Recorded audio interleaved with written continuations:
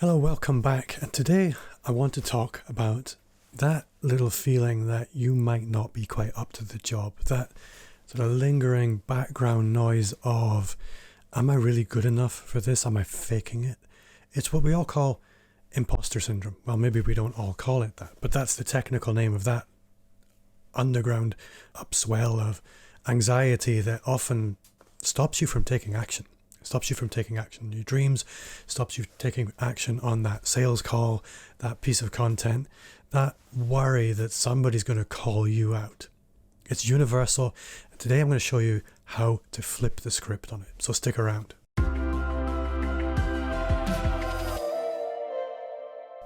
Hi there, welcome back. So my name is Bob Gentle and welcome to Amplify. Before we go any further, if you like videos like this, content about digital marketing, business mindset, sales, then consider subscribing to this channel. Give this video a thumbs up, hit the subscribe button, and if you do hit the subscribe button, also hit the bell. That way YouTube will send you notifications every time I post new content, which is normally every Wednesday. So first of all, what is imposter syndrome? You might recognize these feelings of when you have to stand up and give a presentation, that suddenly you feel like you're winging it and everyone can see you're winging it. You don't know your stuff. You're a pretender. Or when you go to make a sales call, you really worry that is your product as good as you say it is? Again, you feel like you're faking it and somebody's going to call you out. You'll experience it in lots of different ways, in lots of different environments.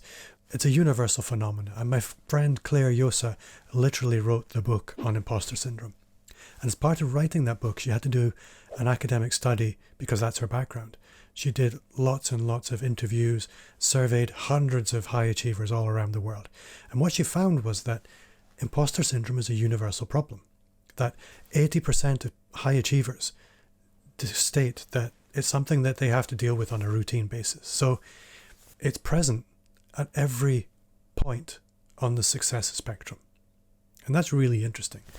Now, there's another interesting thing that I have met a few people, literally a few, especially with the podcast interviews that I do, interviewing business owners all the time. Very few people that I ask tell me that they don't experience imposter syndrome. Now, that's really interesting. I'm going to come back to that in a minute. So what is imposter syndrome? What's triggering all this? What's making it happen? Why do we experience this? Well, our brains evolved millions of years ago from creatures which evolved billions of years ago. And many of our daily experiences are colored by this. And one of those is imposter syndrome. Now, if you can imagine, billions of years ago, well, maybe not billions, millions of years ago, 700,000 years ago, human beings lived on the plains. We were very often in situations that were potentially dangerous. And our brains evolved to protect us from lots of different situations, to protect us from cultural deviance, to protect us from actual physical harm at the hand of dinosaurs, possibly not dinosaurs, saber-toothed tigers. They're awesome. To protect us from risky situations like that. So whenever we would put ourselves in situations that the brain deemed as deviating from what it felt was normal, it developed methods of steering us back onto what it felt as normal behavior.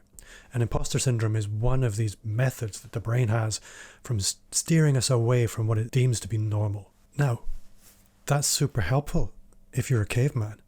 But if you're a business owner, doing unusual things is kind of part of standing out, is part of excelling. Imposter syndrome is potentially unproductive.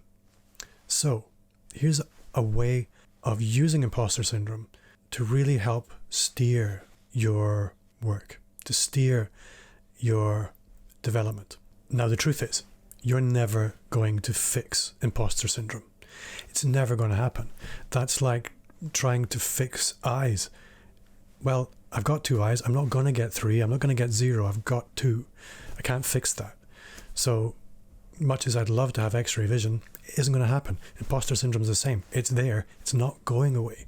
What you need to find is a way to use it differently, to use it to your advantage. This is what I want to talk about. So now I want to come back to those rare individuals that I've met that tell me imposter syndrome isn't a big deal for them. Not anymore, because they have got life nailed down. And I think, you know what? That's really interesting. And I actually know who these people are that have told me this. And I've really looked at what are they doing in their life and in their work. And they may have achieved great things. But what's interesting is they've stopped trying. They've arrived where they are and they're coasting. They're no longer trying to deviate from what's normal, because what's normal for them is already awesome. But they're not trying to change it. They're not trying to level up anymore. They have plateaued.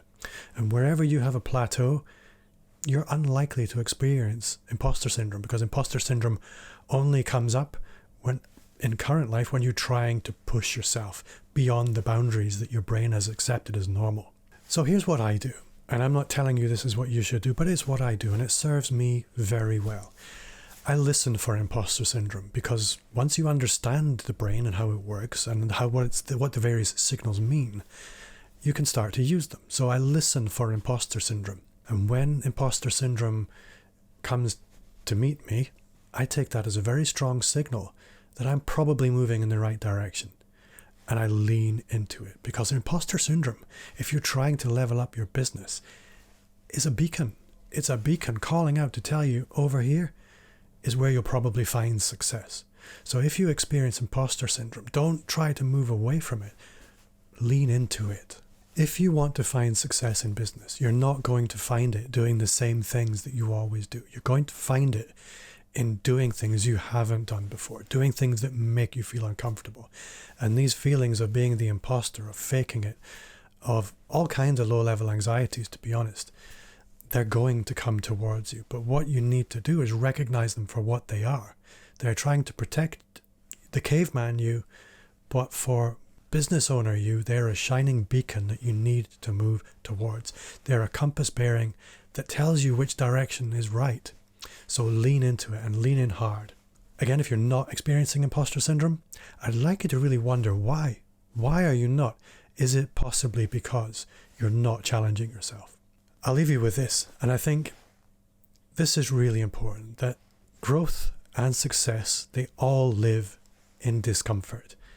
You need to take the joy in discomfort, because anybody that you see as successful, they've become comfortable with being uncomfortable, and you need to get there too. And moving past imposter syndrome, moving through imposter syndrome is really, really important.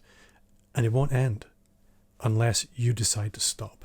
Moving past and through imposter syndrome is something that you need to do again and again and again every time you level up. So I hope you've enjoyed this video. If you like this kind of content, give it a thumbs up, let YouTube know, and consider subscribing to this channel. And if you do, also hit the bell notification. That way YouTube can let you know every time I post new videos, which is usually every Tuesday. My name is Bob Gentle, and thank you for watching.